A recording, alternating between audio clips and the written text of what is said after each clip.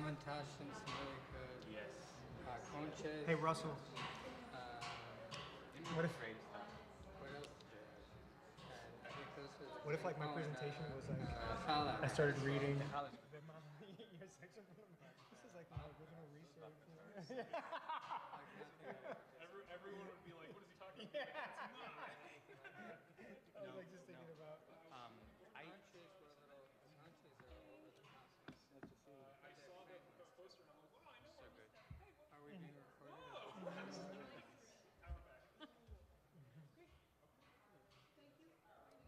great.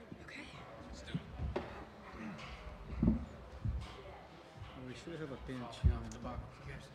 Welcome. Thank you.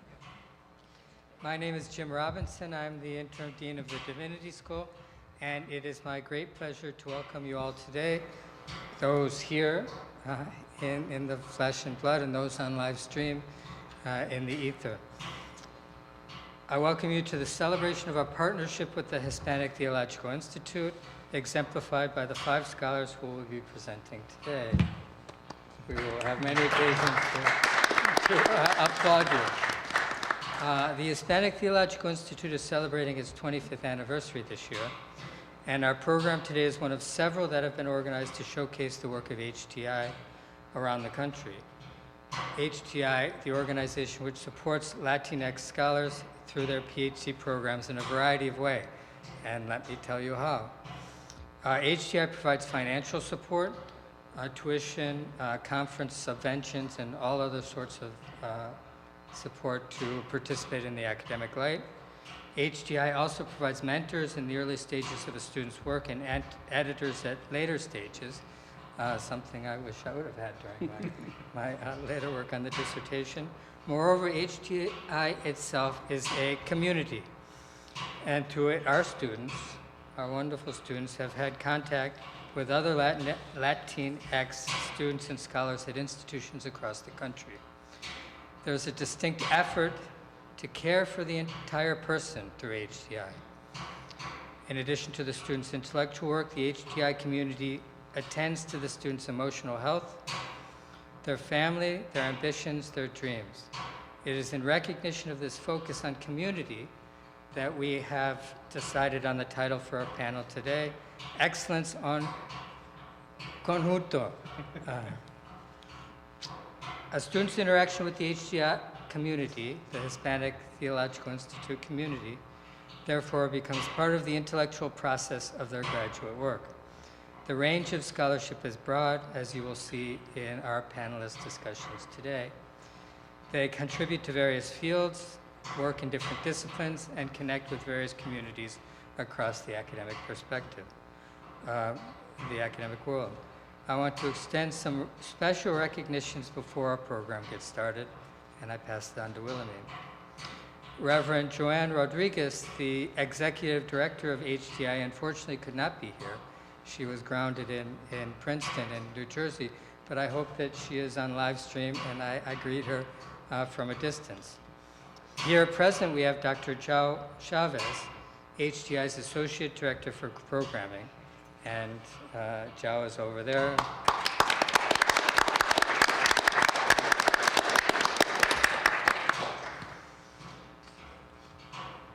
Thank you so much for joining us today for this event. We are extremely honored to have you here as we celebrate the 25th anniversary of HTI and the partnership between our 2 institutions. And before we get started, I just want to thank one more person, Sarah Bigger. Sarah, who together with Wilhelmine has worked tirelessly to bring this event to fruition.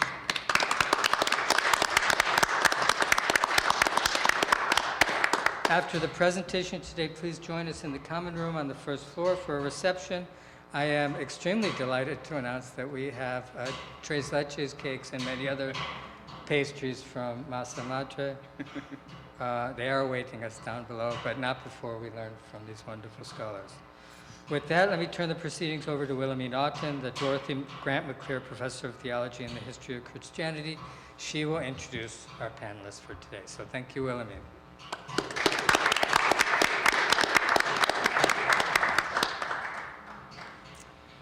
Thank you very much, Dean Robinson. And you're stealing my thunder right away, because I also wanted to extend a special thanks to Sarah Bigger, with whom I've worked on the program for this afternoon. So it's a very festive event, Excellence en Conjunto, celebrating HTI's commitment to scholarship with a human face. And as Dean Robinson said, all the participating institutions in HTI have organized events to celebrate 25 years HTI. They've all been live streamed like ours. But ours, if I'm correct, is the first one that features an all-student panel. So we're actually quite proud of that. And of course, the students here in question are responsible for that. So the way we're going to proceed is as follows. Of course, the students should have pride of place in all this. I will introduce all of them, and then they will each speak for about 10 minutes.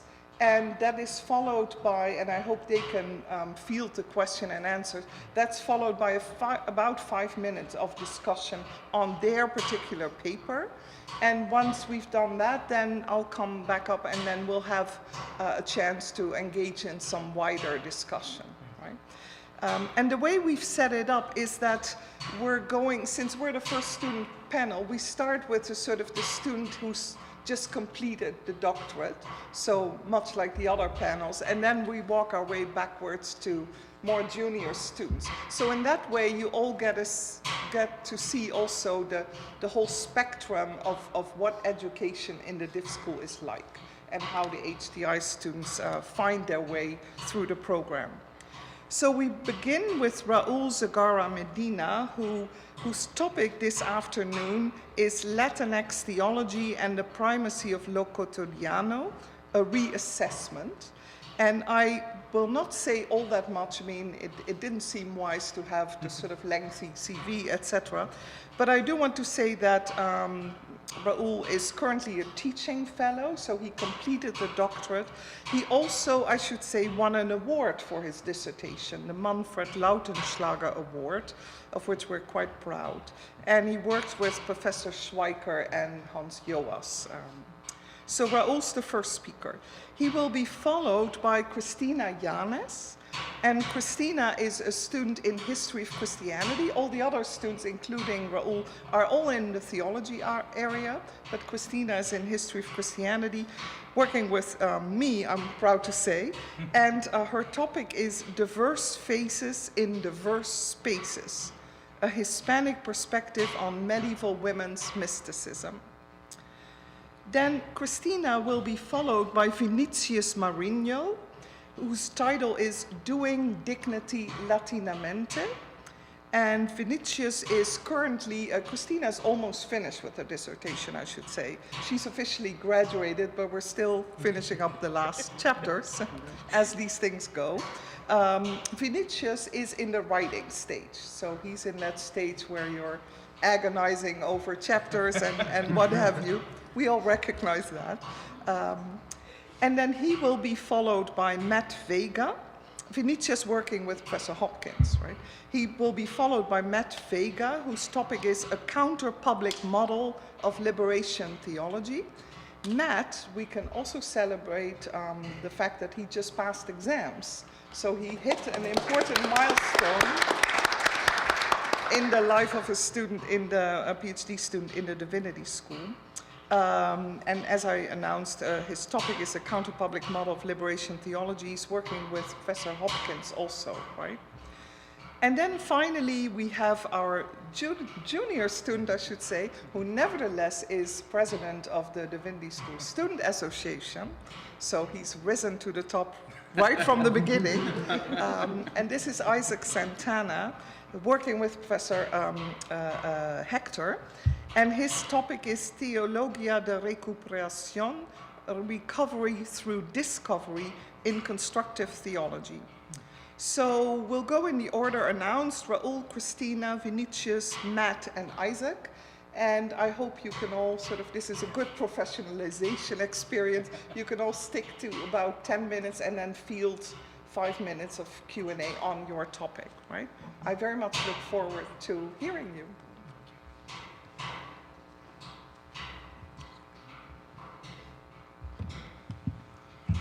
I'm gonna break the first rule because I have like 11 minutes. Sorry. But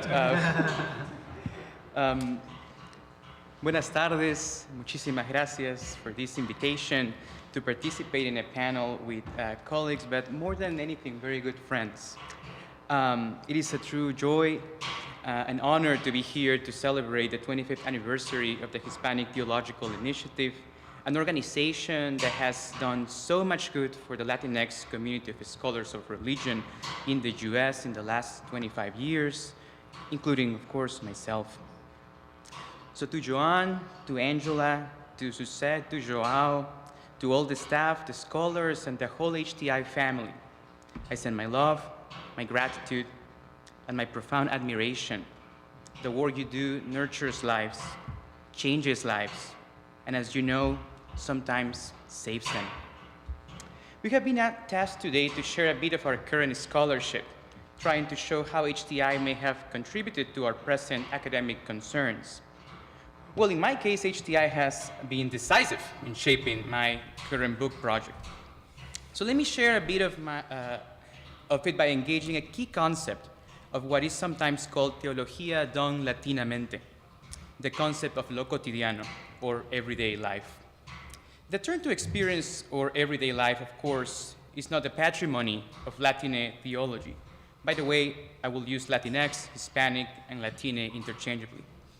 We see different versions of these in the history of ideas in multiple moments, probably most strongly in the emergence of German historicism in the 19th century, and later in the development of the traditions of philosophical hermeneutics and phenomenology in the 20th century. In my view, we see it most clearly in the work of American pragmatism, particularly William James and John Dewey. But there is, of course, a somewhat parallel trajectory in the emergence of movements of liberation for land reform, independence from colonial rule, civil rights, LGBTQ rights, and so forth. This is another emphasis on everyday life that takes us from the world of the history of ideas to the world of the actual struggles in people's lived experiences, struggles for life lived with dignity, with less harm, with more fulfillment. Lo cotidiano is part of this dual trajectory, but its emphasis is on experiential, not on the theoretical. The term was made common currency among scholars of the Latinx community after its popularization in the work of scholar Ada Maria Isasi Diaz, and has since become one of the staples of Latine theology. For instance, Carmen Nanco Fernandez makes it the primary locus of Latine theology in the opening chapter of the widely Blackwell Companion of Latino Theology, the most recent and comprehensive volume devoted to Hispanic theology to date. But this primacy of the cotidiano is not a novelty. Rather, it is a reflection of certain scholarly consensus in the Latinx community of inquiry. That is, that everyday life, the life of faith of Latinos and Latinas, must be the primary focus of theological inquiry. My current project attempts to reassess this consensus. Not, of course, because I think that there is a problem with paying attention to lo cotidiano, but because the almost exclusive emphasis on it has led to what I think is an overcorrection. That is, the tendency to overlook the importance of theoretical reflection. In my view, this overcorrection renders the concept of lo cotidiano one-sided, and thus inadequate for the task of grasping the complexity of everyday life. Further, this one-sidedness is not merely a technical disquisition, but it has political, ethical, and theological problems that I will examine shortly. Similar issues emerge with notions like mestizaje, religiosidad popular, Latinidad, and so forth, but I will not focus on them today. It is my contention that one of the best ways to solve this problem is to find a different locus for Latinx theology, not in lo cotidiano, but the intersection of the history of ideas and everyday life, or if you will, in the in-between of theory and praxis. Further, this emphasis on the in-between is one of the most defining features of the Hispanic experience, as described by Gloria Anzaldúa, Roberto Goizueta, and many other founding fathers or figures of the Latine community of inquiry. My move consists in making in-betweenness an epistemological category, not only a descriptor of identity formation. Let me show the advantages of this move by examining one important feature of lo cotidiano in mujerista theology, the idea that lo cotidiano provides the content of theology. The intention behind this move is explicit in the work of Isasi Diaz. Traditional theology, she argues, has ignored the experience of women, especially Latinas. Therefore, a theology whose main goal is the liberation of Latinas from all forms of oppression must focus on what Latina women need. These we find in their daily lived experiences. Of course, this is right. Who would disagree? The problem is the statement that often accompanies this conviction of mujerista theology.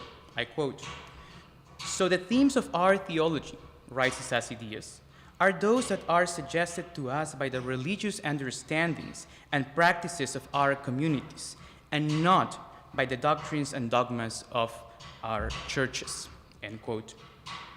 What is the problem with this? That many of these doctrines and dogmas historically emerged from lo cotidiano. Moreover, they permanently shape daily lived experiences. Dogmas and doctrines, like those relating to the divinity of Jesus of Nazareth, for instance, are the result of traditions existing in the world of lo cotidiano that, in turn, when established, shape future everyday experiences. When a person prays to Jesus, not just as a simple good man or a prophet, but to their Lord and Savior, they are already experiencing in their daily life the effectual history of certain dogmas and doctrines. Further, their establishment required church authority and sophisticated theological debates. The same is true of taking part of the Eucharist if one is a Catholic, for instance. Of course, one does not have to be well acquainted with the scholastic debates about transubstantiation to experience the effects of these debates. Yet, experiencing God in the Eucharist in one's everyday life is only possible as the consequence of those debates and the promulgation of doctrines that ensued. What is my point? That many experiences happening in lo cotidiano are only possible by abstracting ourselves from lo cotidiano, discerning the stuff of life, to use Isasi Diaz's language, and then returning to lo cotidiano with new eyes. Yet, in the work of Isasi Diaz and several other Latinx theologians who follow her, there is a tendency to create a binary that gives primacy to lo cotidiano over abstraction and theory. But this tendency misses two facts. First, that theories and abstraction can create new daily experiences. Second, that distance from the immediacy of experience is phenomenologically necessary to think about it. Theoretical abstraction is just one form of this basic, quite primary form of distance.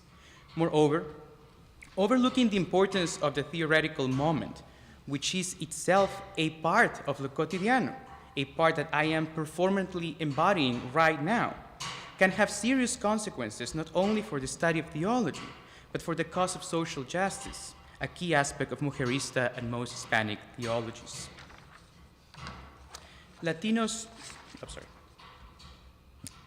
Politically, too much emphasis on the lived experiences of one specific group, Latinos and Latinas, for instance, can undermine the possibility of association with other minoritized groups.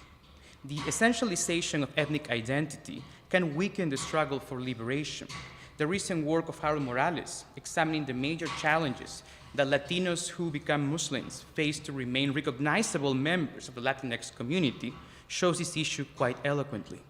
Indeed, one well-documented issue of the emphasis on so-called identity politics is precisely that if identity differences are overemphasized, coalitions become just too hard to pursue.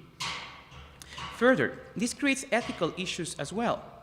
If the emphasis on lo cotidiano allows us to see the unique knowledge of reality, as Isasi Diaz puts it, that Latinas or the Latinx community have, the risk of moral infallibility arises. Which experiences of lo cotidiano gives us this unique knowledge? Whose experiences count? Who establishes the rules of engagement? How much room do we have for criticism? Can only Latinas legitimately criticize Latinas? What if the critique comes from a Latina who's queer, atheist, white, and privileged? Here I think that we see a problematic inheritance of a trope of Latin American liberation theology, that of the epistemological privilege of the poor, that requires more careful consideration. Again, the need to step back from the stuff of life seems evident. Otherwise, we're left with the risk of falling prey of defending ethical infallibility just because a community experiences something in some way. Plus, as I noted, it is not even clear who belongs to the community and who doesn't. Lastly, there are theological consequences. I already noted some of the problems with doctrines and dogmas, but perhaps the most important issue is that lo cotidiano is not the only dimension of people's faith. Most Christian believers, and most Latinos are Christian of some variety, embrace some form of revelation that is by definition not the product of their everyday experience.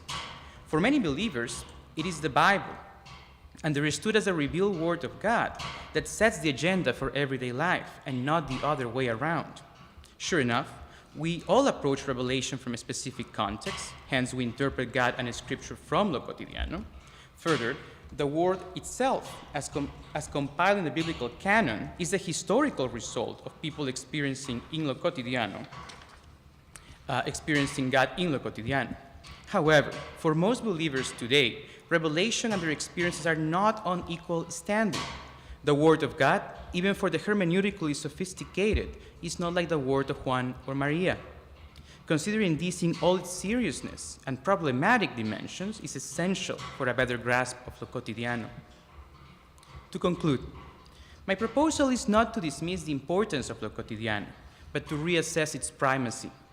My reassessment, only briefly sketched in these remarks, shows that there are some problematic features in the treatment of the concept that require refinement.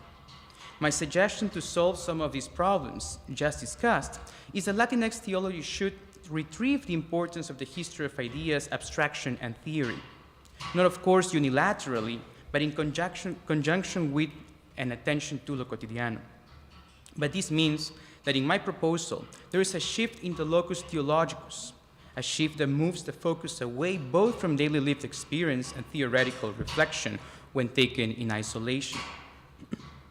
Rather, in keeping with the tradition of Latina scholarship and lived experience, I propose that the focus is now the in-between, so that we can, as Ansaldúa would tell us, develop a tolerance for contradictions, a tolerance for ambiguity, that will lead us to a new consciousness, the beautiful result, although at times painful, of the continual creative motion at the heart of the Latinx experience. Thank you.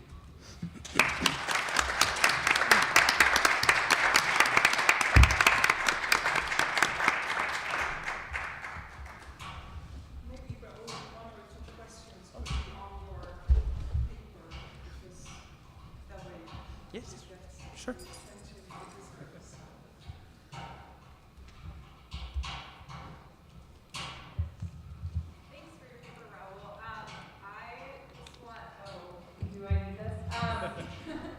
I just want to hear you say more about the in-between and what that kind of hermeneutic is. Sorry, The in-between. Yes. I just want to hear more about in-between. If you could speak a little Sure, bit sure, about sure. what that looks like. So in the tradition of Latinx theology, in-between is a very important topic to define the experience of Latin American or former Latin American immigrants that find themselves in the U.S.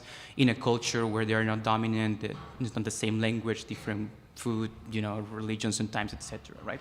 So in-betweenness has been used in different ways. For instance, by Gloria Ansaldúa in Borderlands, very importantly by Roberto Goizueta in Caminemos con Jesús and other texts. But the basic idea is that this has been a defining feature of the way in which most of these theologians or intellectuals like Ansaldúa think about the formation of the identity of the Latino and Latina. This has not been used as an epistemological category.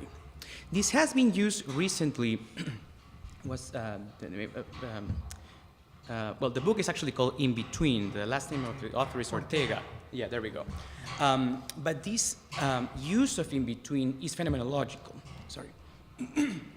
So it's really to kind of flesh out a bit of the same identity formation that you see in Ansaldúa and Goizueta. She actually draws strongly from Ansaldúa, but this is not really happening as a category that thinks about how we even theorize about the Latinx experience. And that's the move I'm trying to make here, to step back a little bit more, because I think that there is a strong anti-theoretical vein in some of these theologies, and I think this anti-theoretical vein has problems that I tried to mention here.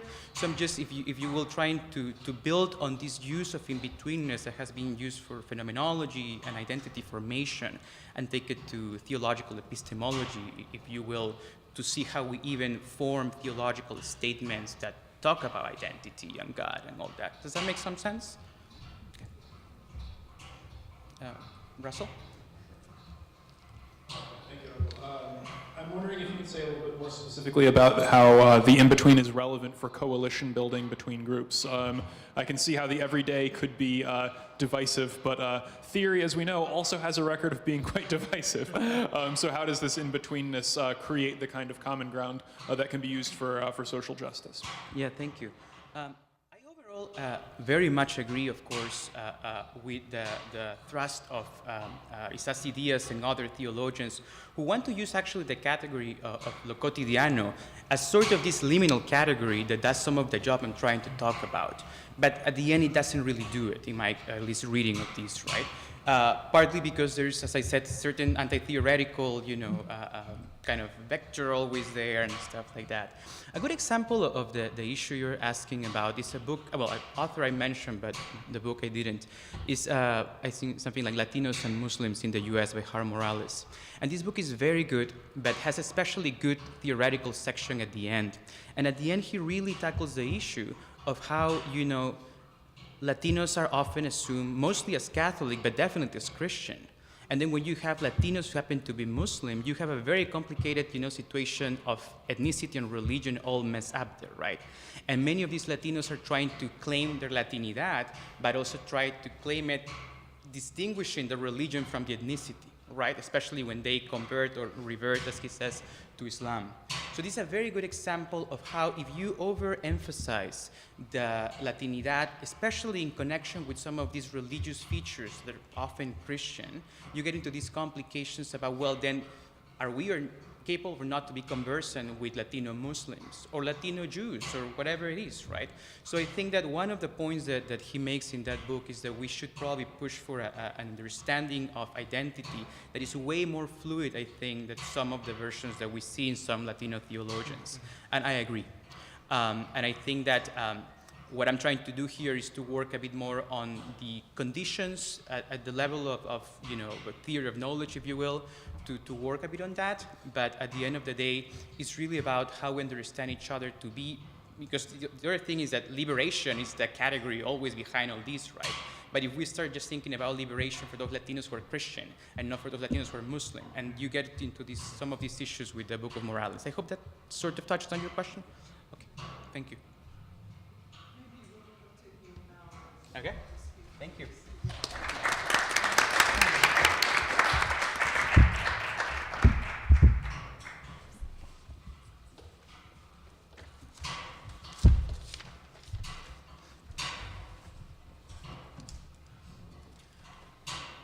Good afternoon. It is a privilege to be here with my distinguished colleagues to talk about the ways that HTI has supported my work as a doctoral candidate. I am especially grateful for the support of HTI because my field of study is a little different from that of most of my colleagues. My area of study is the history of Christianity, and my specialization is in medieval Christian mysticism, particularly women mystics. My dissertation is on a 13th century Italian laywoman named Angela of Felinio. The period I study predates the colonization of the Americas, and therefore, on a surface level, does not seem to have much to do with Hispanic or Latinx theology as we currently understand it. Nevertheless, in supporting my work, HTI is contributing to the diversity of the Academy in important ways. The perspective of Hispanic scholars is needed in all disciplines, but especially in theology, where our voices have historically been underrepresented. As each of my colleagues will demonstrate, Hispanic theology has something important to say to the world. But equally important is racial and ethnic diversity in other fields, even other theological fields, including my own field of historical theology or history of Christianity. Diverse spaces are needed in all areas of study or academic spaces. If we believe that a person's ethnic and racial background affects the way that they think and perceive the world, then we must work to make people of color more visible in all academic disciplines. And HTI is a wonderful example of an organization that does this. Although my own work is not directly related to Hispanic or Latinx theology, that does not mean it is not inspired by it. My perspective as a Latina influences my work and my interest in medieval Christian mysticism. I study medieval women who have historically been marginalized and whose theological contributions have been largely ignored by scholars. Women mystics are often studied for their contributions to literature, but rarely are they taken seriously as theologians in their own right. Medieval women's voices are not considered an integral part of the larger theological conversation, so the study of their mystical writings is relegated to a small group of specialists. That sounds familiar, doesn't it? A fate that Hispanic theology often also faces. I believe that my background has made me more attuned to prejudice and oppression in all its forms. In my scholarship, I try to counteract the historical repression of women's voices by revealing the theological richness of the women mystics. I'd like to share with you my work on Angela of Felinio and some reflections on how her writings resonate with doing theology Latinamente, even if she is Italian. Angela of Felinio was a wife and mother who was attracted to the Franciscan way of life and experienced a conversion in her early 40s. Shortly afterwards, she suffered a devastating loss. Her entire family died, including her mother, her husband, and her sons. Alone in the world, except for one companion, Angela devoted her life to Christ as a lay Franciscan. Her subsequent religious experiences were so extraordinary that her relative and confessor, Brother A, asked to record them with her permission and participation. The result is their joint production of the Memorial, a collaboratively authored text containing a mystical itinerary of 26 steps, 19 preliminary steps, and 7 supplementary steps. While I am not an expert in Hispanic theology by any means, my years at HTI have taught me a few things about doing theology Latinamente. I have learned that Hispanic theology is often contextual, relational, and quotidian. It emphasizes community and takes our daily lived reality as the starting point for theological reflection. This has always struck me as a profound area of similarity between Latinx theology and medieval women's mysticism. Denied access to formal theological education and Latin learning, many devout women in the Middle Ages were left with little to reflect on theologically, except for their lived daily experience. Although some women did have access to vernacular learning, most gained limited knowledge of scripture or theology through their participation in the liturgy, the divine office, mass, and listening to sermons. Their lives and daily religious practice, particularly their experiences in prayer, both personal and communal, were therefore the main sources of theological content. Angela of Felinio's theology emerges from the context of her deep suffering and loss. The death of her family does not cause her to question God, but rather brings her closer to the crucified Christ, whom she recognizes as a co-sufferer. She wrote, quote, "Christ had become human in order to truly feel and carry my sufferings in himself," end quote. For Angela, Christ suffers in solidarity with us. I am reminded of the insight of John Sobrino that those who struggle for justice do not ask the question of theodicy. They know that the true God does not support the thrones of the mighty, but is one of them. Angela's primary theological emphasis in the memorial is on compassion, from the Latin compassio, com meaning with, and passio meaning suffering. Angela is compelled to suffer with Christ as he suffers with her. But this goes beyond the traditional medieval understanding of imitatio Christi, in which the believer imitates the passion by joining his or her suffering to that of Christ. Despite her immense personal loss, Angela rarely mentions her own suffering, but rather focuses on the cross. It isn't enough for Angela to simply suffer in imitation of Christ. She must enter into Christ's experience. She must drink his blood, lie with him in the sepulchre, and feel the internal pain of Christ's soul as he is crucified. Compassionate, experiential knowledge of Christ's pain, given to her by grace during her meditation on the Passion, is the foundation of Angela's theology. Angela's experiences of Christ's suffering gradually become more intense until her own suffering and his become fused in the sixth supplementary step. Finally overcome by grief and fear, Angela cries out, my son, do not abandon me, my son." Her cries echo Christ's words on the cross, my God, why have you abandoned me?" At this point, Christ and Angela are indistinguishable. Their fused humanity hangs together on the cross as they feel the ultimate agony of feeling abandoned by God.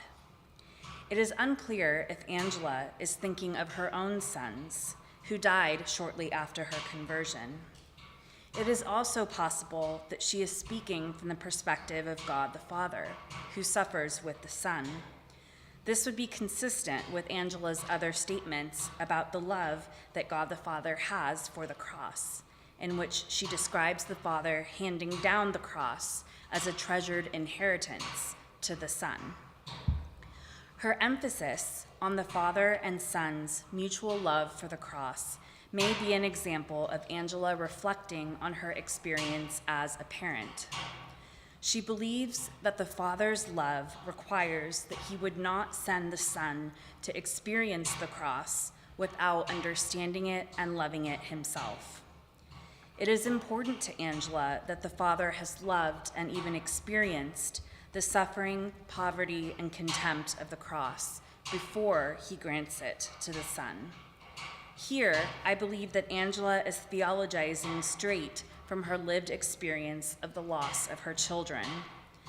Since parents are normally supposed to die before their children, she was especially sensitive to the role of the Father in the Son's suffering and death.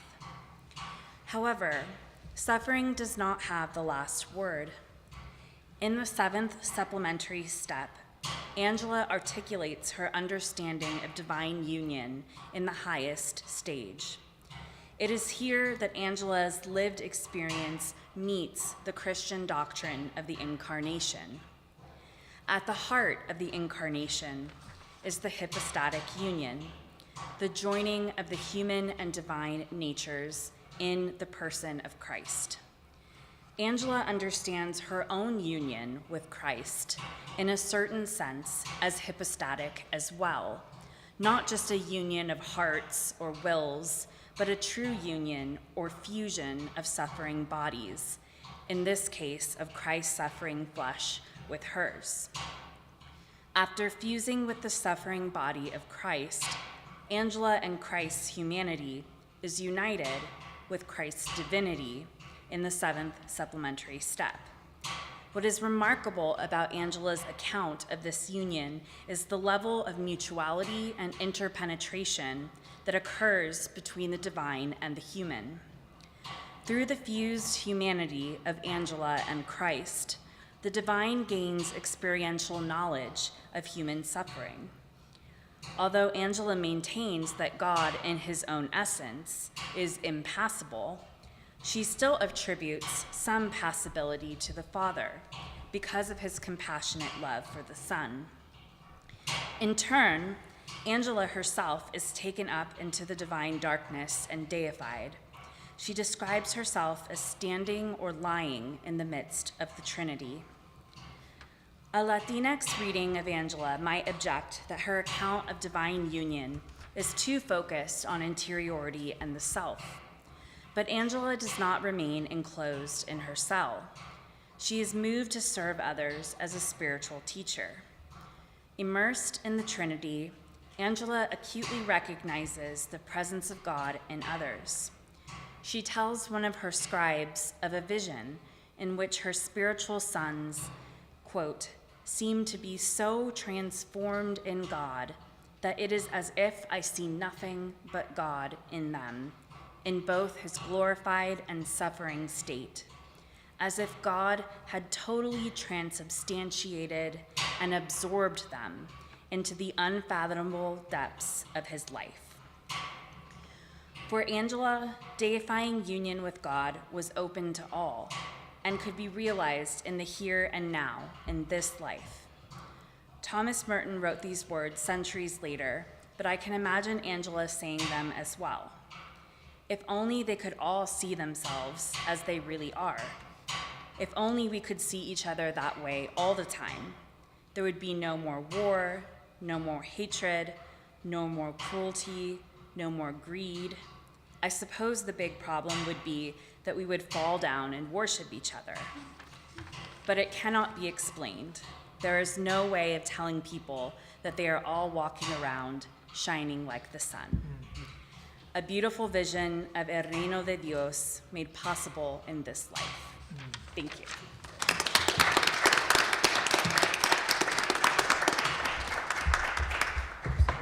Christine,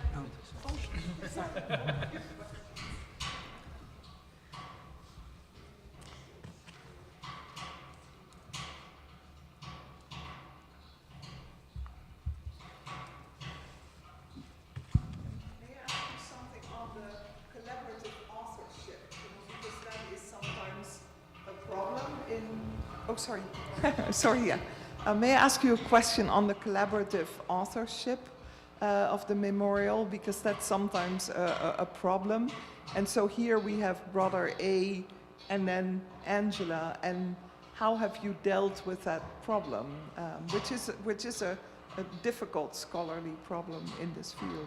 Yeah. Yes, it is a difficult problem. I would like to say, though, that the use of scribes in this period was extremely common because the process of writing was very complex. And so even authors like Thomas Aquinas use scribes, like he used scribes to write the Summa Theologica. And I'd like to point out that nobody actually doubts Thomas of Aquinas' authorship. So I think we need to sort of take a deep breath when it comes to the use of scribes.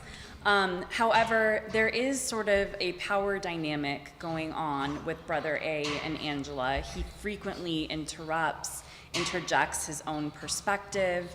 In that sense, it really is a true collaborative text. He actually asks her questions, theological questions, that she then prays about and answers in the text.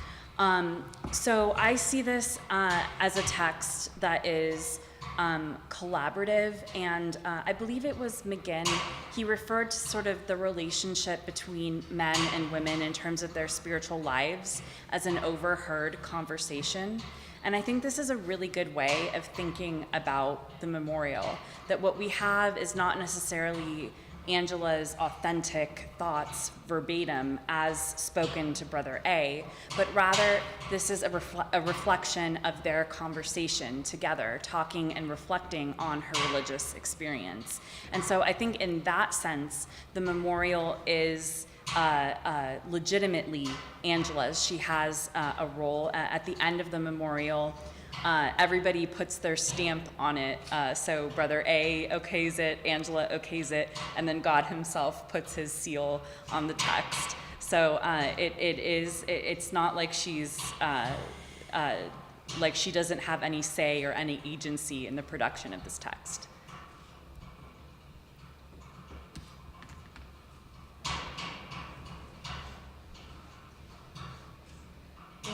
Could you speak a little bit more about how she was able to teach her theology to others? Was it only through the writing, or was there some way for her to do more than that?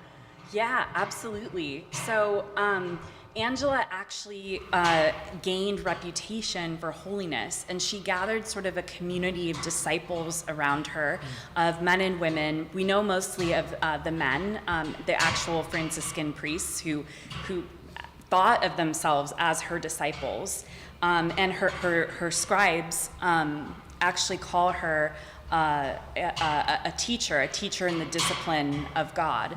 And we know, for example, that Ubertino of Casale, who's also a Franciscan spiritual and writer in this period, visited her, and he says that he was sort of spiritually renewed through his conversation with her. So she definitely thought of herself as a teacher, and she refers to her disciples as her spiritual sons. And there's a sense in which she's the mother or the matriarch of this group, which is quite remarkable.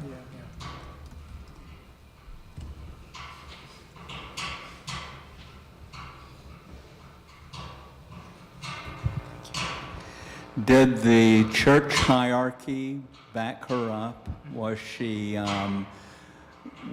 part of the, as with the community she established, did it gain authoritative status with church leaders? Well, I will say that she wasn't canonized immediately. And there was some concern about her text. You can see at times Brother A sort of interrupting at crucial points where you feel like she might be pushing in a direction that the church might not like. But that's speculative, of course. But she wasn't beatified until 1703. And she was only canonized quite recently by Pope Francis in 2013. But she has been read, and she was incredibly influential to other women mystics. For example, Teresa of Avila read Angela, and it's likely that she influenced Teresa's writings.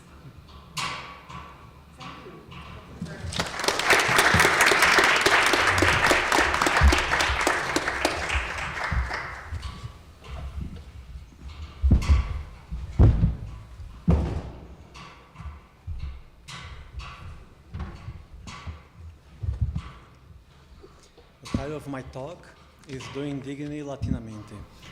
Thank you, Raul, Dr. Vergara, Matt, Christina, Isaac, the HTI and the Divinity School for this wonderful celebration. I already learned a lot about medieval compassion today, something that I quite didn't know that it existed, and about living in between as an epistemological source or paradigm. Today I would like to argue, and that's I will argue because that's what I've been trained to do, that the HTI does dignity latinamente. I will say briefly what I mean by doing dignity, and why I suggest that dignity is a human act rather than a divine gift or a universal value, a value of all humanity. Then I will exemplify my claim by correlating the act of dignity with the deeds of the HTI in support of Latinx scholars. The driving question of my research is what is human dignity for people who live without it in contemporary Brazil? The idea of dignity has secular and religious underpinnings. Also, there are multiple legitimate ways of affirming it. Theologians, ethicists, and humanists commonly affirm its universality, inviolability, and intangibility of human dignity. We do so based on our interpretations of the Imago Dei, like in Catholic social teachings, on our capacity for moral reasoning and the idea of autonomy as Kant would have it, based yet on the meta-juridical principle of several modern constitutions, including the Mexican, the Cuban, the South African, the Brazilian, the German constitutions, and based on international treaties like the Universal Declaration of Human Rights. But we assert a universal dignity, irrespective of the fact that many people do lack the means for living with well-being. Specifically, we proclaim the dignity of people who live miserably because they have been denied the right to a dignified material existence. The poor and workers in a neoliberal regime, the formerly colonized Black and Latinx women and men in various parts of the Americas, in addition to LGBTQA+ people and all those who have otherwise been oppressed, they struggle to see this invisible gift and inviolable value. That's my view. As a matter of fact, it is totally possible to be human and live without human dignity. In a hierarchical culture like Brazil, it seems to be a socioeconomic status, the value that someone has according to the person's amount of economic power, to race, gender, etc. The Thomist idea that the human dignity is the value of the soul within the hierarchy of the creation has perhaps promoted hierarchical institutions in Brazil, such as the natural servitude of the indigenous people and the myth of racial democracy. It has collaborated to those institutions, if not helped in the creation. A faith in the metaphysical superiority of the rational soul in relation to the material body only corroborates the belief that the so-called rational races or rational race ought to rule the bodily races and also monopolize the common good. In view of its absence amid the poor, dignity may be neither a divine gift bestowed to all because of the divine image reflected in the soul, nor an intrinsic and absolute value, nor a de facto right. So what is dignity for people who live without it in Brazil? My response departs from two premises. One, that the poor and the marginalized are fully human, and that they fully reflect the divine image simply by existing as a living human body. I developed this idea in conversation with Ivone Gebada's Theological and Philosophical Anthropology. She's a Brazilian eco-theologian. Two, that the poor and the marginalized know best what dignity is because they have no option but to create the means for a dignified life.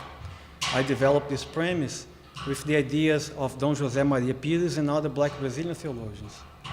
My hypothesis, or my answer to that question, is that people who lack dignity consider it a human act, and this act has a rebellious and a redemptive meaning. It is an act because poor and marginalized communities discover what it is by producing it. They, quote unquote, do dignity, so to speak, by developing ways to increase their common well-being, which is the foremost good for the community. Thus, dignity cannot be possessed. It is not a thing, but it can be recognized in external deeds.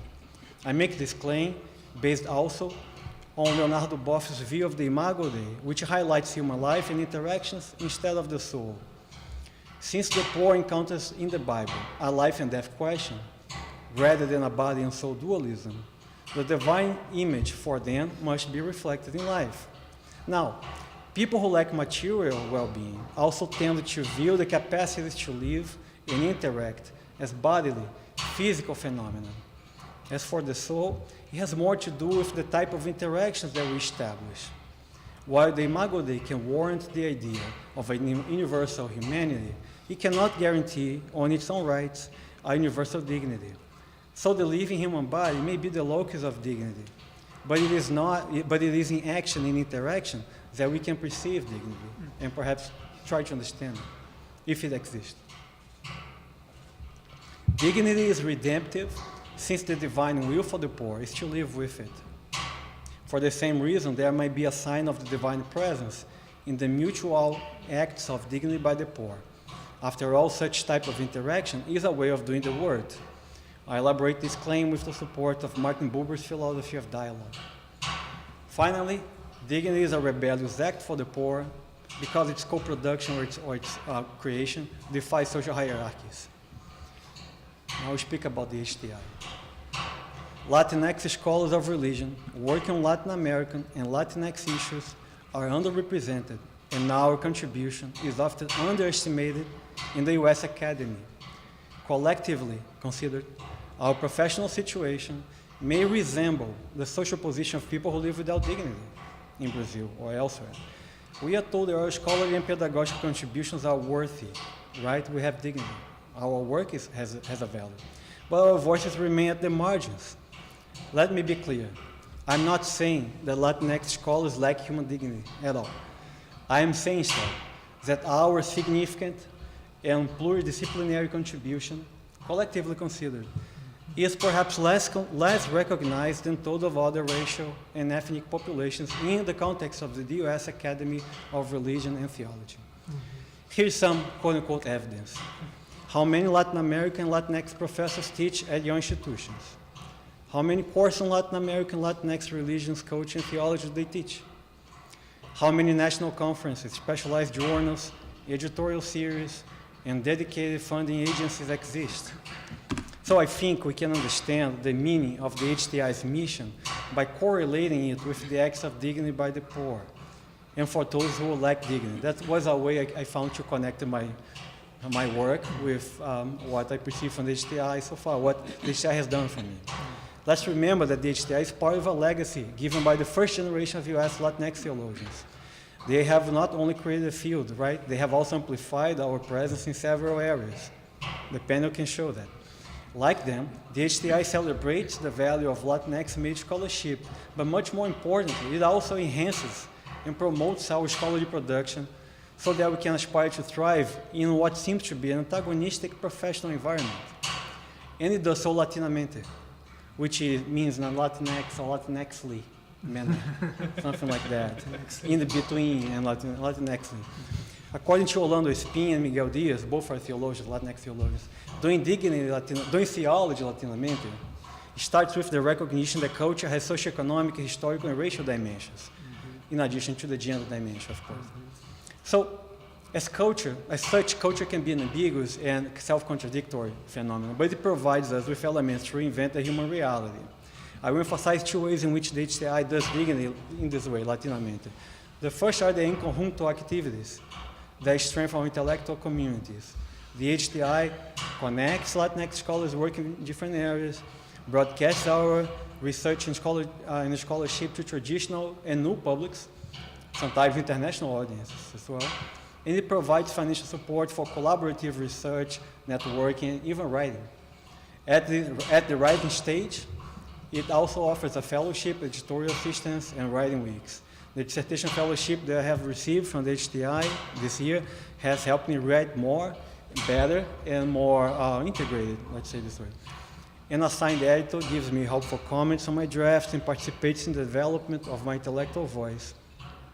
The writing weeks allow us a pause from other obligations so that we can focus on writing. We gather in Princeton or virtually, and for a period of immersive work, we share our goals, challenges, and achievements for that week. Sharing is, of course, a way of doing theology Latinamente. Another way in which the HTI does dignity Latinamente is by supporting the human person so that the scholar can flourish. Human dignity is a tenet in all Latin American Latinx cultures. I would dare to say that as an overarching thing. Whenever it places the person above the personal production, the HTI honors this cultural good. In a competitive and individualistic ethos, we can easily forget that excellent scholarship is above all human activity, and that it is produced interactively in dialogue. Also, the HTI supports the human scholar in the specificity of their biographies, locations, and purposes. Ideas are born out of actual encounters. They travel through specific languages and accents, resonate with real bodies and souls, and convey something from our experience. Culture is for me that dynamic closure of encounters and specificities that shape who we are. The HTI encounters us from within such specificities. For example, I was assigned a mentor and an editor who both understand my professional purposes and challenges because of their own stories and goals. I will conclude by suggesting that the HTI's dignifying purpose has a liberating function within the history of the U.S. Academy of Theology and Religion, or Religious Studies.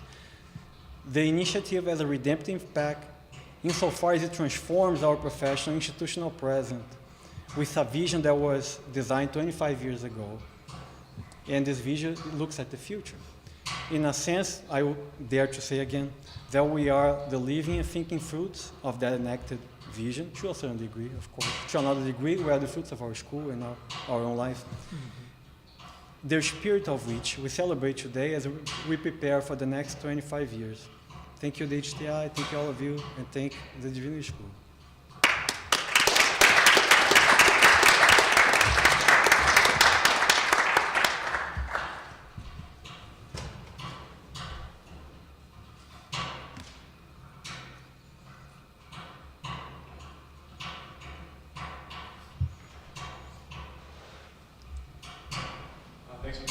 I'm intrigued if you could say a little bit more about, you said that in articulating how dignity is something that lives in human interactions, you draw on the work of Martin Buber's philosophy of dialogue. That sounds fascinating to me. Could you say a little bit more about the role that plays in your research? Yes. Well, I think that in the I-thou encounter, right, that's what I'm talking about. There is a perception of the other as a full human being, and there's a divine presence that is immanent, perhaps, to that encounter and to that perception. That combined with the other premise that I have established, or that I'm borrowing from above, established my work, that the divine image is reflected in human life, in the particularities of human life, and the specificity of your biography, of your perhaps subjective perception of your lived experience. I think that it becomes for me almost a consequence to say that the encounter, the I-thou encounter, has an interactive or dimension. First, because you have to acknowledge the other as a thou, and this is an act. Act, I don't mean just by movement or physical, bodily. Human act involves intention, involves decision, involves position, involves a lot more. And so, from my perspective, the encounter has this interactive dimension aspect because it requires of us the acknowledgement of the other as a thou, and therefore as a full human being with dignity. So there's something, I'm still exploring that chapter, but there is something interactive in the encounter. That's my point. Thank you, Russell.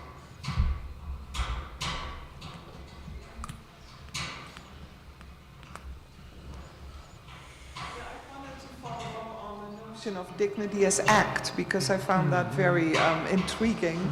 And you were just very helpful in explaining it with decision and intention. And isn't there and so I see the benefit of it compared to dignity as a status, say, right? But isn't there a danger with seeing it as act that an act can evaporate, right?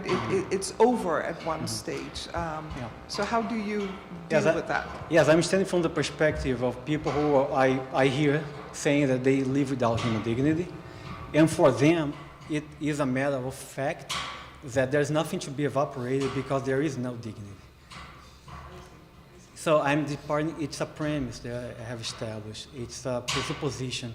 Now, yes, there's advantages for purpose of social justice to say that we all have a human dignity and so, but there is also, from the standpoint of these people, a hypocritical statement to say that people in Woodlawn live with dignity, or at least with the same dignity that we have, most of us, or all of us have here in this room.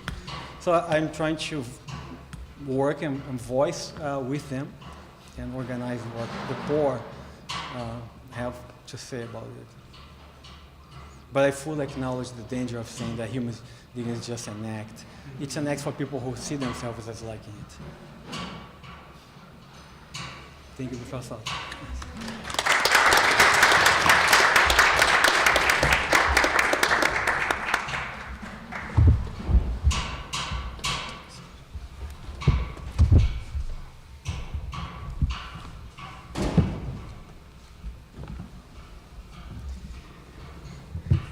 Greetings. Pentecostal was already coming out, and so I heard silence, and it was like weird. I'll try that one more time. Greetings.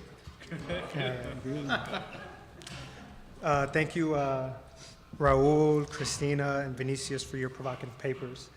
I learned a lot. I learned a lot, and I was reading along too as you were sharing. I also want to say thank you to Dean Robinson for your leadership and kindness to me and to many students. Truly, I'm very grateful. Professor Otten and Sarah Bigger for approaching us about this event, for your organizational savvy, and for your guidance throughout. Of course, I want to say a word of thanks to HTI for your support throughout the years. There are way too many names to mention. Joanne Rodriguez, Angela Shep, Dr. Zhao Chavez, who flew in just to be here and is flying back out this evening. That in of itself should be a testament to the support and care of HTI. I also want to give a word of thanks, shout out to my HTI mentor throughout the years, Jeanette Rodriguez, who is just a phenomenal human being as well as a phenomenal scholar. The faculty and staff who organize professional development conferences each year and lead seminars. Each of you have given so much of yourselves to us, this program, and it is a blessing to be here with everyone this evening. I can do thanks like all evening, so, but this evening I want to share just some thoughts about liberation theology's relationship to the public sphere. And I'm like kind of more so springboarding off of Black liberation theology's relationship to the public sphere and thinking of that in relationship to other forms of liberation theology. You know, because I really want to resist the idea that liberation theology is one thing and that it and that it follows a very particular historical trajectory. So that's kind of what I want to talk about this evening. Since my time as an undergraduate student in theology at Wheaton College, I've been studying theology for probably too long.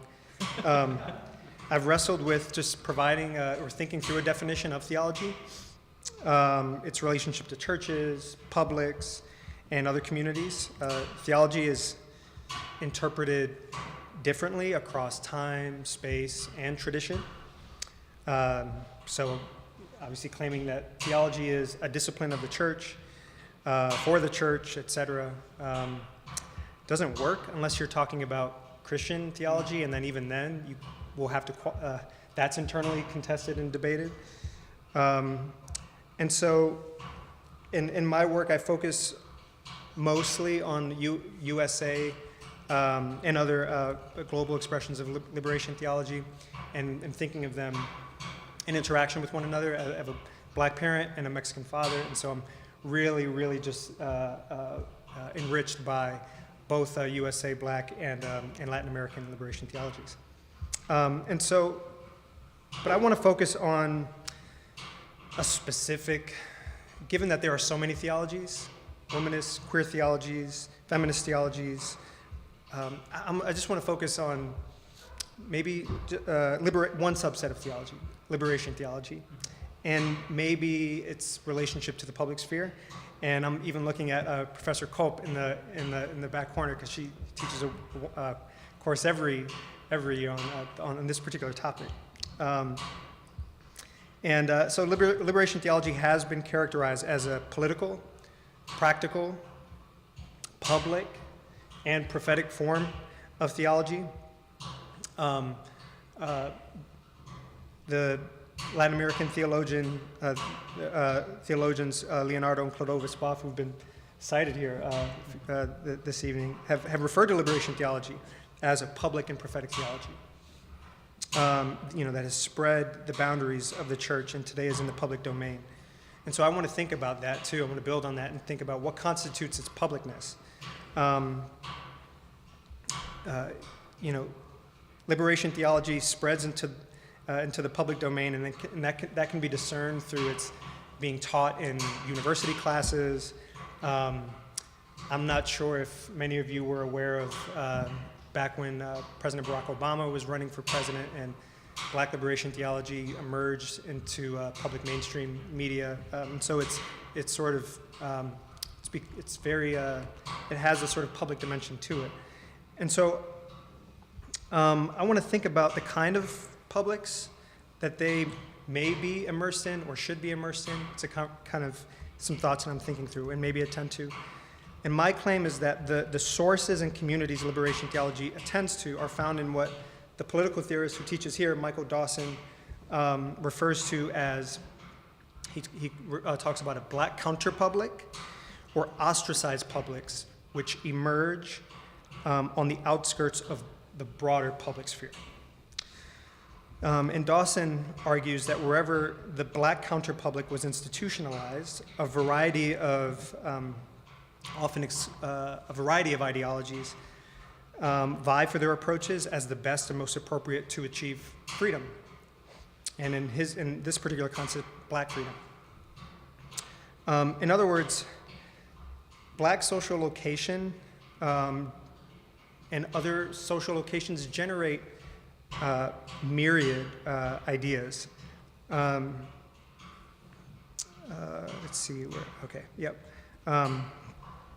Dawson maintains that the, quote, the black counterpublic sphere is the product of both the historically imposed separation of blacks from whites throughout most of American history and the embracing of the concept of black autonomy as both an institutional principle and an ideological orientation.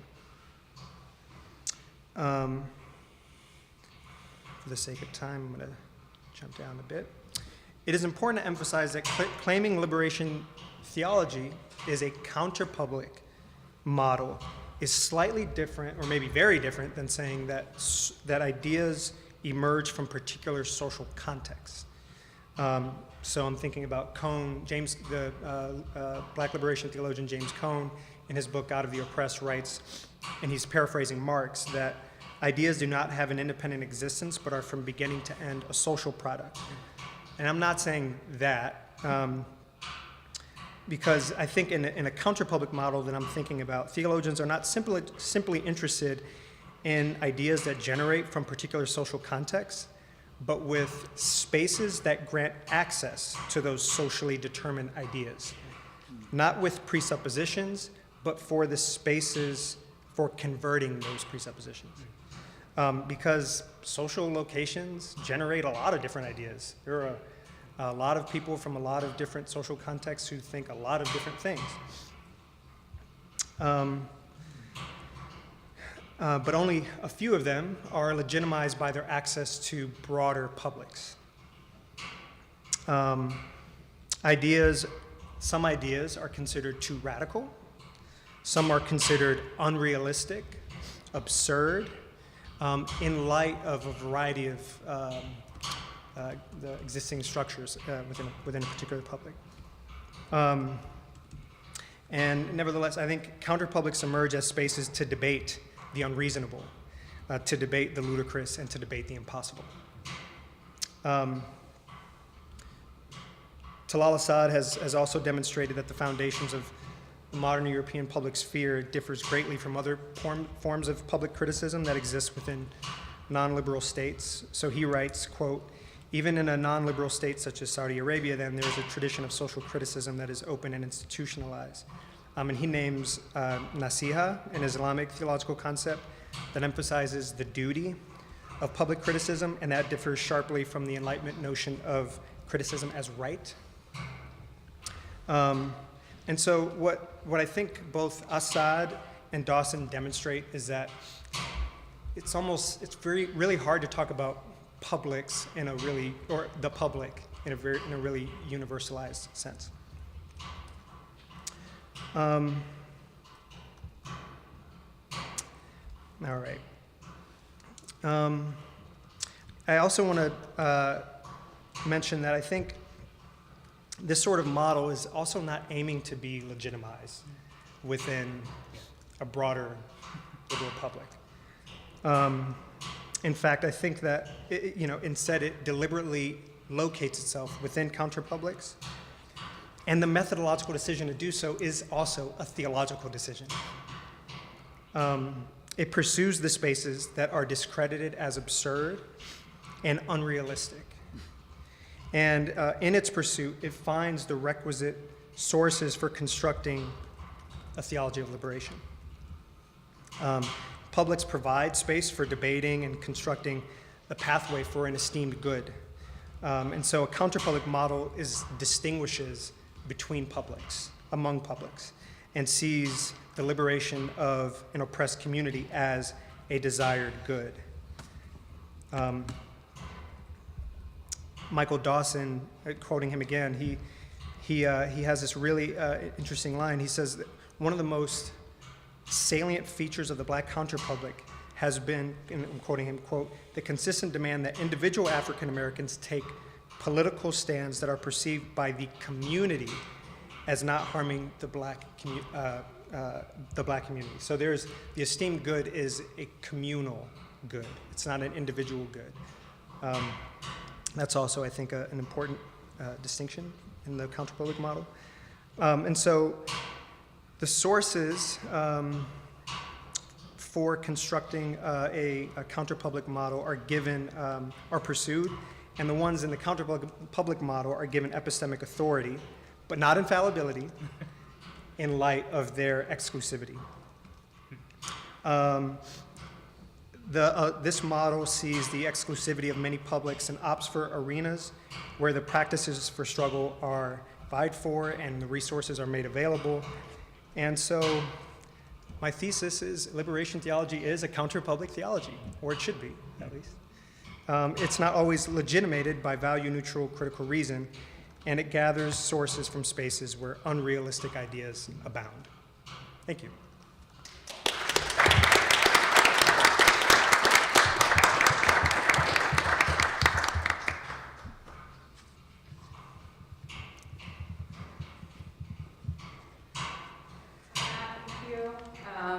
I've had this question on my mind actually throughout the presentations, but I don't want to ask questions every time and talk too much. So I was thinking about this too when Vinicius was talking, especially.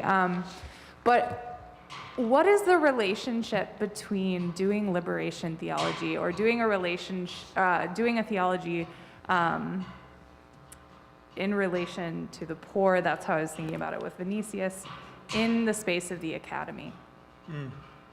And I'm thinking too of like Marcella Altos-Reed, who's like, as soon as we start making theology this like academic discipline, there's already an alienation from the people on the ground, right? So like, how are you thinking about this? What's the counterpublic of the academy, and how is this done in this space? That's a very good question. Whenever I think about that question, I think about it in relationship to like audiences. So someone will ask me, who is your audience? Is it the academy? And it's sort of weird because I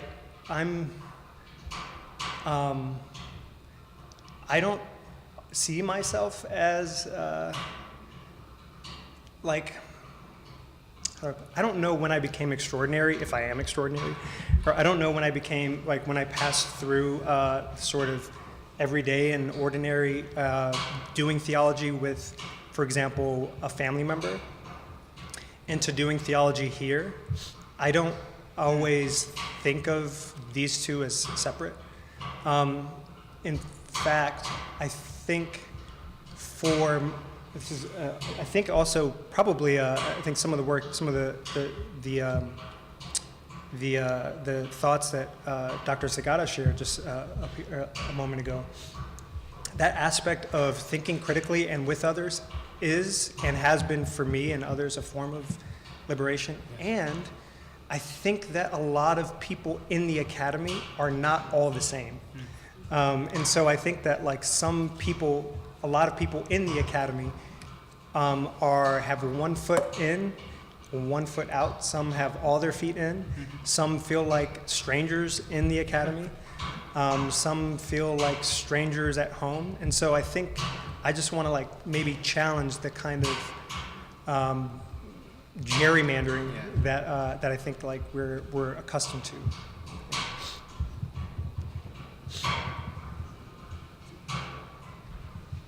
Thank you. Thank you for a wonderful, wonderful paper, all of you, by the way. Got a quick question for you, Matt, and I appreciate, as you were saying, I think a couple of you mentioned Boff, who is both a liberation theologian, but also a very public militant for the Workers' Party in Brazil, right? Not only him, but also Frei Beto, Dom Helder Câmara, who has been militant against the dictatorship in the 60s throughout. So I wonder how that worked, like in the kind of thought that you are trying to develop and kind of provoke and think about in terms of a counter-public, because it seems that at least some forms of liberation theology, I'm thinking specifically about these names I mentioned, but there are also others, are also willing to negotiate some pragmatic moves in order to actually get policy done, right? Which has some measurable material implications that kind of circles back to some of the outcomes that kind of touches touches the floor in terms of the people there in the struggle. So anyway, so I just wonder how that form of doing liberation theology compares and contrasts to the kind of proposal that you were suggesting. I think that's a really good question. And if I could respond to that question by maybe providing a concrete example for how that might look. So one of the unrealistic ideas that I have in the back of my mind, for example, is, can I say this here at the University of Chicago?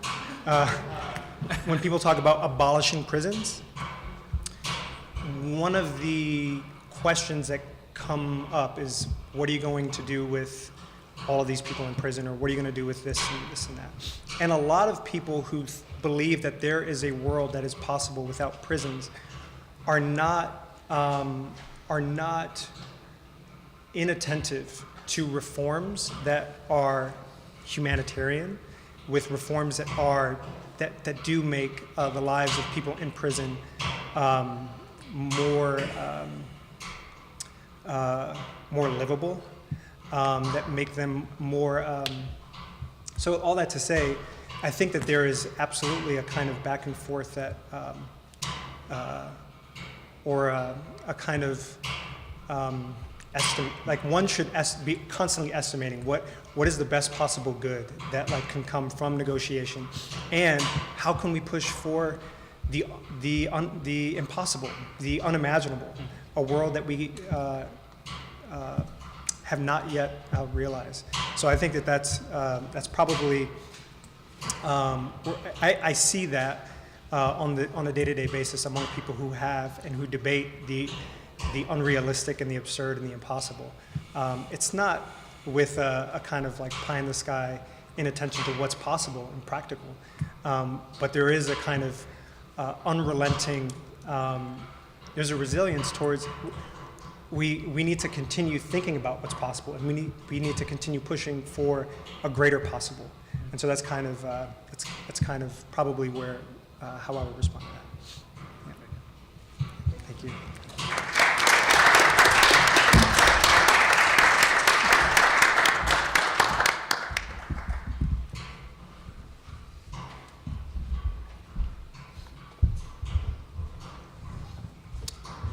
Good evening, everyone. Thank you for being here. I want to say thank you to all my fellow panelists for producing such awesome papers with great thoughts.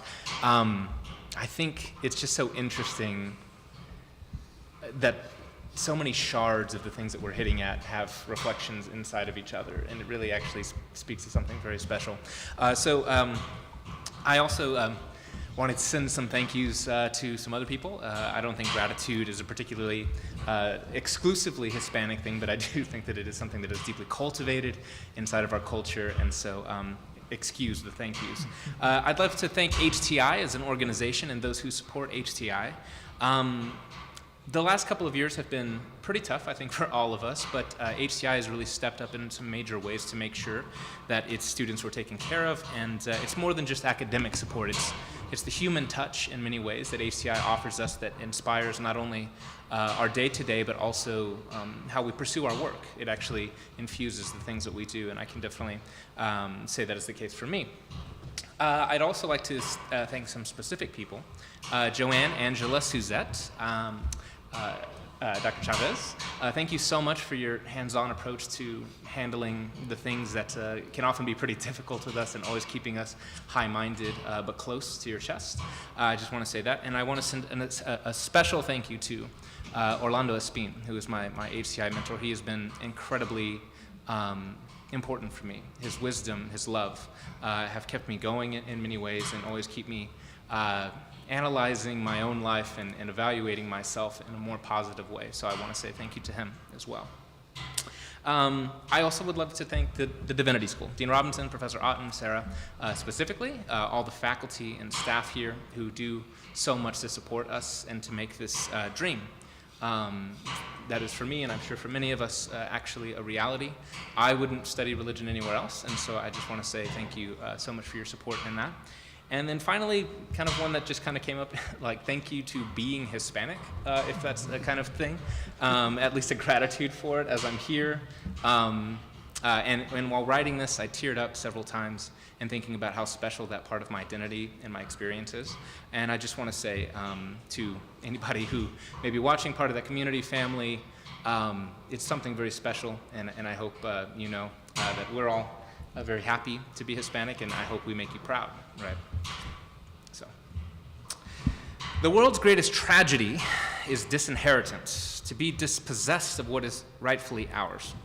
This is not to devalue the intensity or importance of all else that afflicts us, of course, but to emphasize that our existential need for belonging, for feeling loved and worthy, for feeling that our lives ultimately mean something, not only in the final account, but in each moment, is of greatest significance.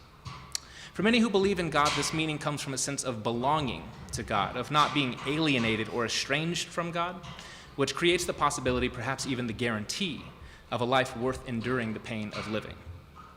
To have that taken from you, to be a fatherless child, is greatest tragedy. To take that from somebody, to create a fatherless child, is greatest sin. Theology has here and again reflexively paid attention to its own power, to the effects it creates in those who accept it, those who let it work out as a paradigm through which they engage existence and shape their lives. In the last century, much attention has been paid to how theologies of the past have, inadvertently or otherwise, created the conditions through which material inequality and human oppression have flourished in the world.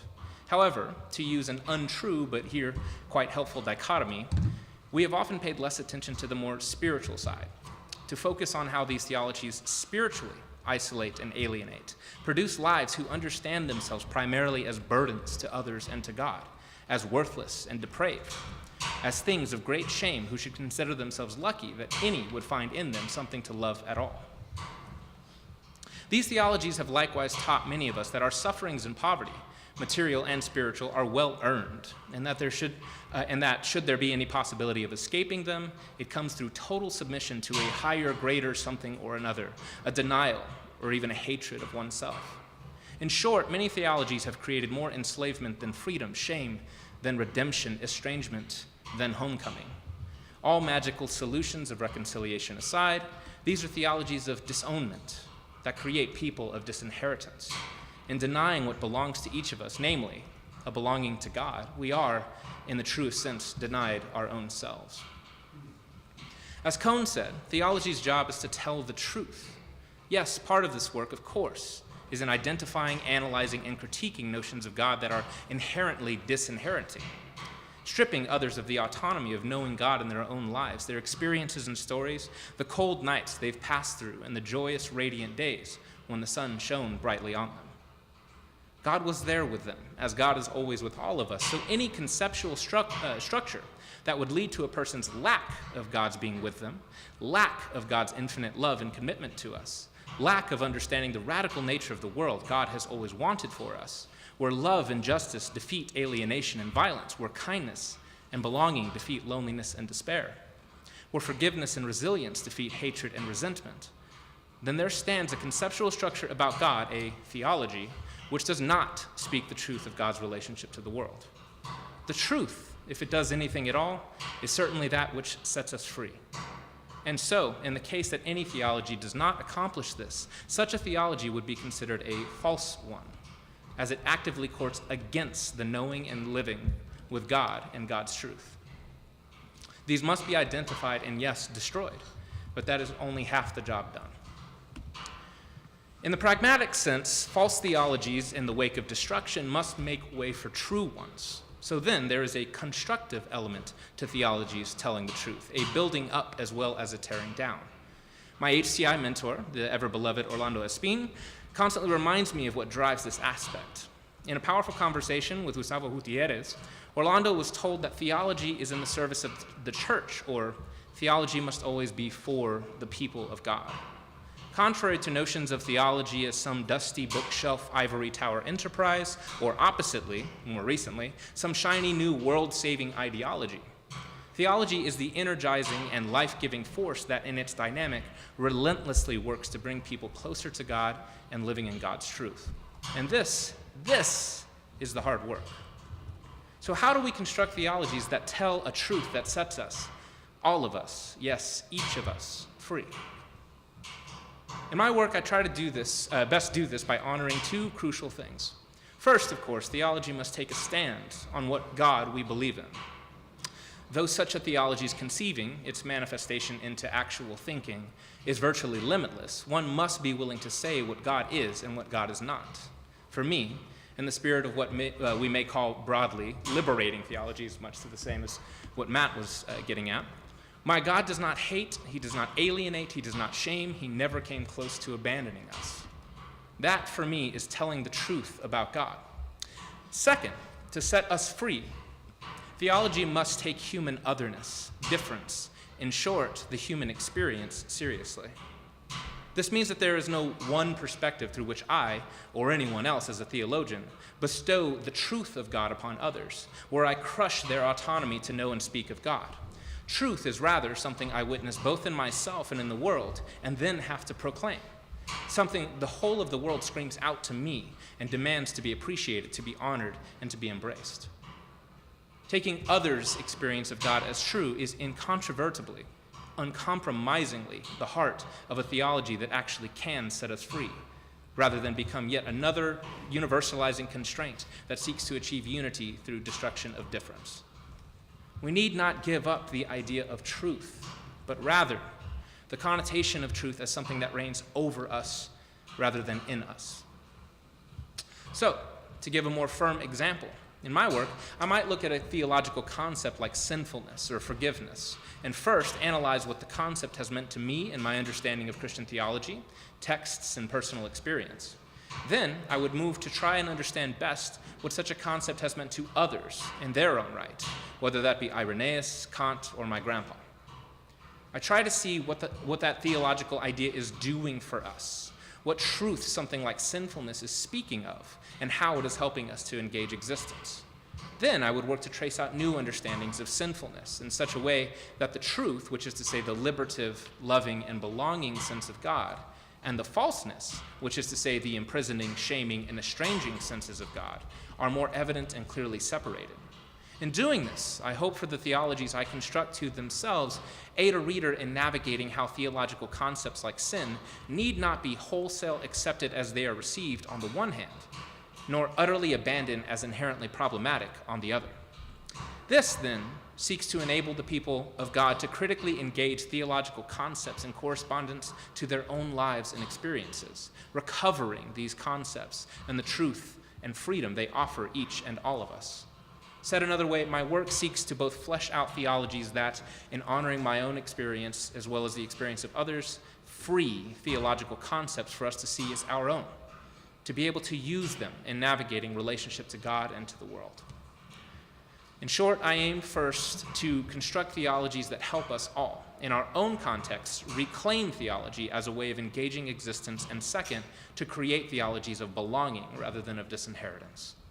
In these two ways, I work to recover theology for the people of God through the academic discovery of what theology has and can mean for us. Most importantly, something I'm deeply grateful to the Divinity School and to communities like HTI for, I'm glad that I do not have to choose between, on the one side, being a rigorous and unforgiving, as rigorous and unforgiving thinker as possible, to never, in principle, say no to another's experience or ideas of the world. Or, on the other, holding the human face in all of its wonder, the tenderness of living our lives together as highest hermeneutic and value. These things are not in opposition, but quite conversely, need each other fiercely. To be forced to see God through somebody else's eyes, to have to close our own, to deny our own experiences and have truth be defined as something authoritative or received rather than as liberating and belonging, means that we, in a very real way, are disallowed from seeing God at all, disinherited from our place in God's family. That we could recognize this, that we would be able to confront and put down the false idols of untrue theologies we are working with, allows us to return home and find ourselves in God's embrace as his inheritors once more. For theology to honor the truth, a truth that sets us free, it must be reclaimed, recovered by all who deserve the truth. We must work to both destroy that which would threaten this, while also not ourselves becoming exactly that which threatens it in our endeavors. It may seem impossible, as many have suggested, that this is not a zero-sum game. It may very well be the case that one's possession of the truth excludes another's. But there is another vision of things, one in which we may all find belonging, strength, vitality, beauty, and meaning in our lives. If I may be so bold, I think that's precisely, exactly what we mean by God. Every child of God deserves to know their Father never abandoned them. Every child of God deserves the life God has promised them.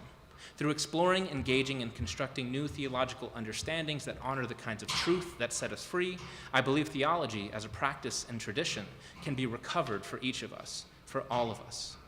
Theology can be reclaimed as our own in the project of knowing and being with God.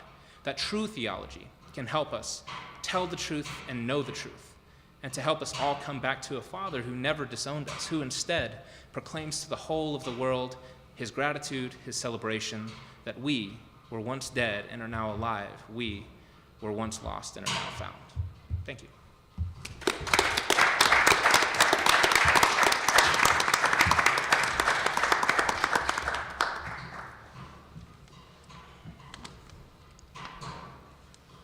No more questions after that.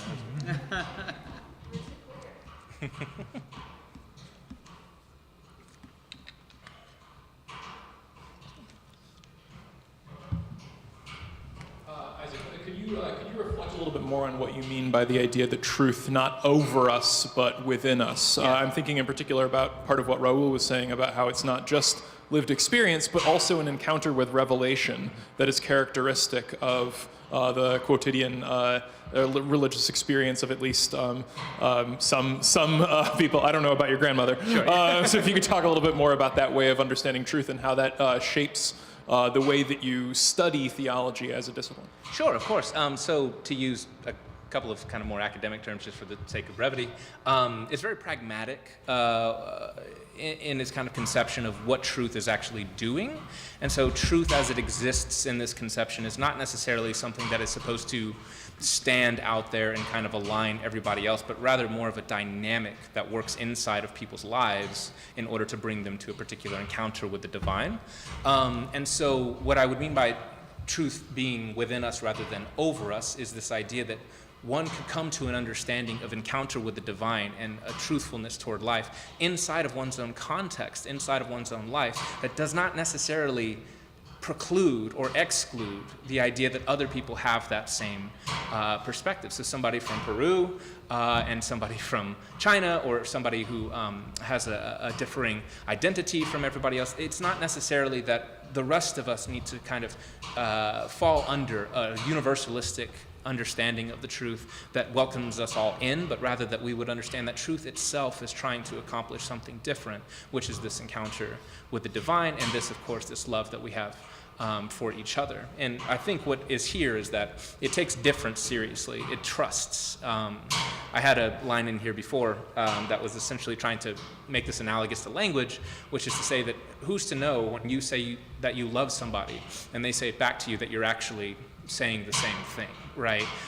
Or who's to know that the relationship that I have to my mother is, as her son, is in any way qualitatively the same as the one that my brother has. And yet, still, in some way, we can recognize that my brother's relationship to my mother is a son's relationship to a mother, and I don't have to question that. I don't have to say, no, actually, if you don't understand mom in this way, you don't have a relationship to mom, you know? Or if you don't understand love in the way I mean it, you can't tell me that you love anything at all. I actually think that this overarching vision of truth, this is what it's courting. It's an authority. This is what truth is, and everybody has to fall under. I hope is that clear? Okay, cool. That's cool. Yes, thank you. Thank you for a very rich statement. I wanted to ask, at one stage you set against each other a kind of a rigorous model of scholarship, but you also want to link it with you use the term tenderness, a community where tenderness can be demonstrated. And I want to ask you, because you said something earlier that those things are theological decision, what kind of theological decision is involved in linking those two models? Those two together? Okay, yes. Yeah. Oh, that's a good question.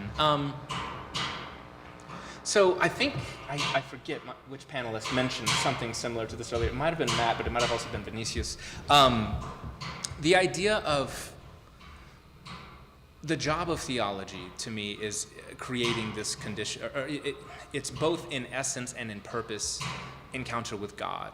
But to take that seriously is to be both, on the one hand, incredibly rigorous and to take it in its full account and to do the best that you possibly can to understand things on their own accord and how they would have themselves understood, while also, on the other hand, understanding that the ultimate purpose of this is to contribute to our good relationship with each other and with God. And so, to me, and what I was trying to say in the statement is these things actually feed off of one another. When we lean too far onto the side of, well, let's be nice to each other, then sometimes we lose the truth of what's actually being represented in somebody else. And on the other side, when we get too far into this idea of, no, there are certain truths that are supposed to align the world, then we lose the humanity that is inherently involved in something like theology and this kind of conception. So does that's excellent.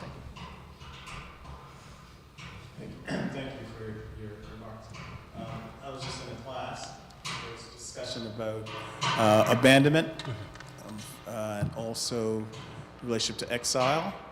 And the conversation was that by definition, it was talking about prophetic theologies, liberation theologies, black theology, that if we take those perspectives vis-a-vis abandonment and exile, then does the constructive part mean we have to go back to the origins from which we are abandoned?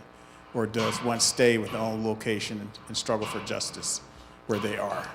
Yes. You mean, sorry, just to get a clarification, you mean go back like intellectually and kind of re-understand? Well, that was the class was, you had to literally go back, you have to culturally go back, you have to politically go back, but just broadly construed a going back. Yeah, going back. Yes, and a little bit of no, but I think mostly yes. So in my,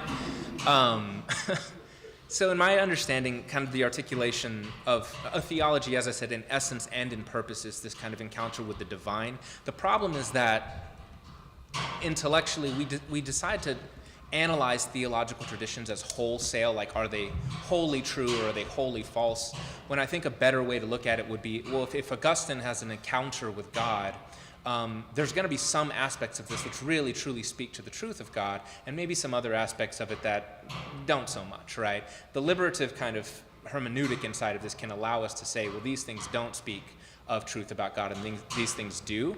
I do think, in a pretty significant sense, going back and looking at, which many of our theologians have done, especially in the last 100 years or so, going back and seeing where theologies carry some untruth inside of them is important, right? Because this kind of idea of just, well, this particular, we've discussed this many times at the Divinity School, a particular thinker from 50 years ago, 100 years ago, is rife with anti-Semitism or something like that. This is something that needs to be deeply addressed, but also at the end of the day, I don't think ultimately counts for, well, if you have, one drop of poison, the entire ocean, it now needs to be thrown out or something like that. And so I think that work is important, especially for those who care deeply about the historical theological tradition.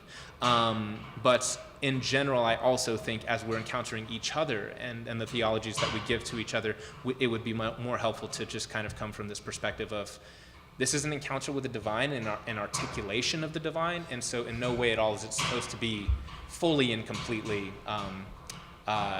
devoid of humanity or sinfulness or being wrong, right? I don't know, does that kind of, excellent, all right, thank you. Oh, of course, yeah. Yeah, thank you.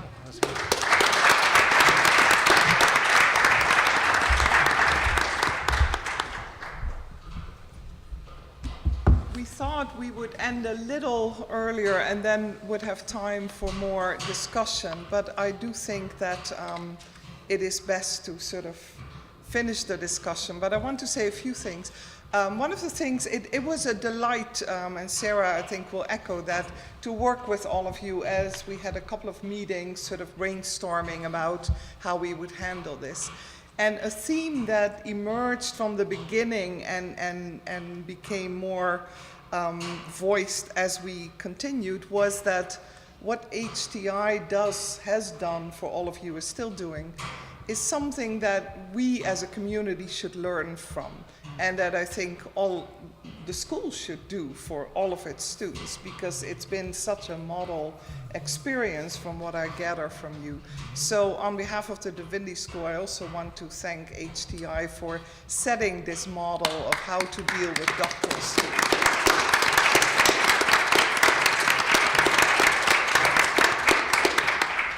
And with that, I want to thank very cordially Isaac, Matt, Vinicius, Christina, and Raul, now in that order.